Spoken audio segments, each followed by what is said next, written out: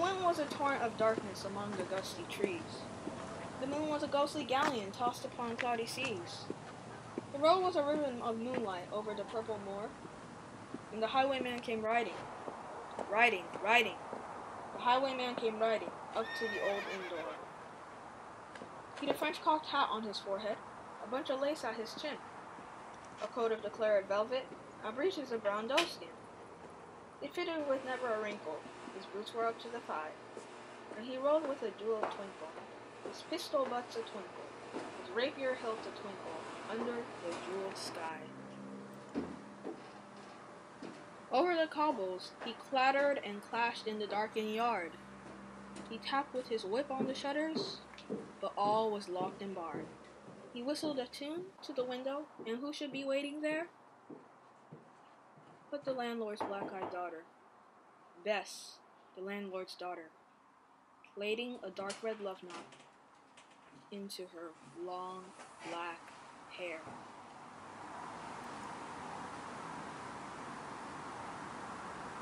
And dark in the dark old inn yard, a stable wicket creaked, where Tim the ostler listened. His face was white and peaked.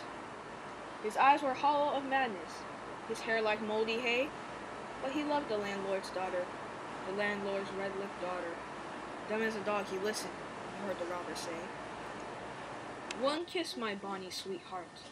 I'm after a prize tonight, but I shall be back with the yellow gourd before the morning light.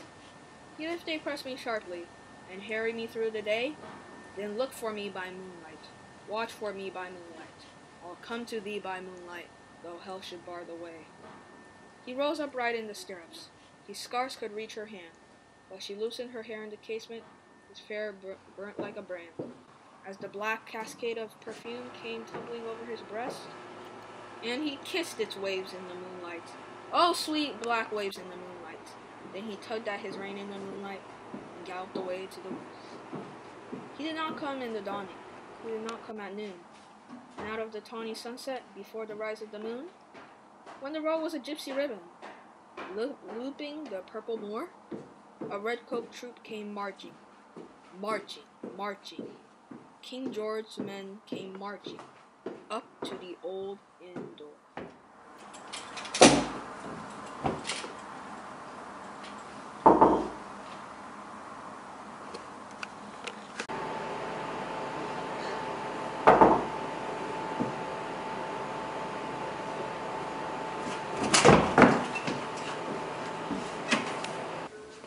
They said no word to the landlord. They drank his ale instead. But they gagged his daughter and bound her to the foot of the narrow bed. Two of them knelt at her casement, with muskets at their side. There was death at every window, and hell at one dark window, for Bess could see through her casement the road that he would ride. They had tied her up to attention, with many a sniggering jest. They had bound a musket beside her, within the muzzle beneath her breast. "Now keep good watch," and they kissed her.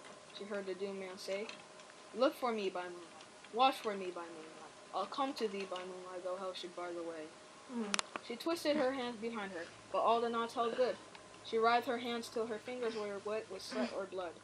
They stretched and strained in the darkness, and the hours crawled by like years.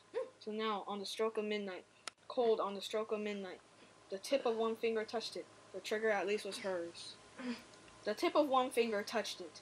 She strove no more for the rest. Up she stood up to attention, with the muzzle beneath her breast.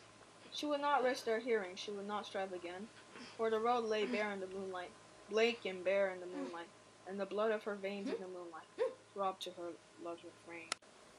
Clot, clot, clot, clot. Had they heard it? The horse was ringing clear. Clot, clot, clot, clot. In the distance, were they deaf that they did not hear? Down the ribbon of moonlight, over the brow of the hill, the highwayman came riding. The redcoats looked to their priming. She stood up, straight and still. Clot, clot, in the frosty silence. Clot, clot, in the echoing night. Nearer he came and nearer. Her face was like a light. Her eyes grew wide for a moment. She drew one last deep breath. Then her finger moved in the moonlight. Her musket shattered the moonlight, shattered her breast in the moonlight, and warned her. with her death. He turned. He spurred to the west. He did not who stood, bowed, with her head o'er the musket, drenched with her own blood. Not till the dawn he heard it. His face grew gray to hear how Bess, the landlord's daughter, the landlord's black-eyed daughter, had watched for her love in the moonlight, and died in the darkness here. Back he spurred like a madman, shouting a curse to the sky, with the white road smoking behind him, and his rapier brandished high. Blood red were his spurs in the golden noon. Wine red was his velvet coat.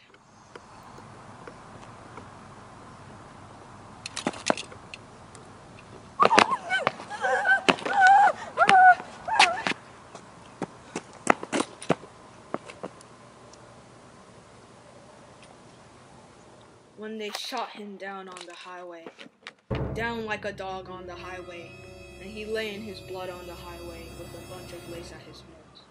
And still on a winter night, they say, when the wind is in the trees, when the moon is a ghostly galleon, tossed upon cloudy seas, when the road is a ribbon of moonlight, over the purple moor, a highwayman comes riding, riding, riding, a highwayman comes riding, up to the old inn door.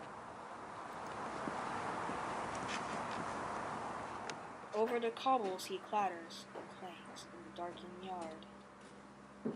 He taps with his whip on the shutters, but all is locked and barred. He whistles a tune to the window, and who should be waiting there but the landlord's black-eyed daughter, Bess, the landlord's daughter, plaiting a dark red look into her long black hair.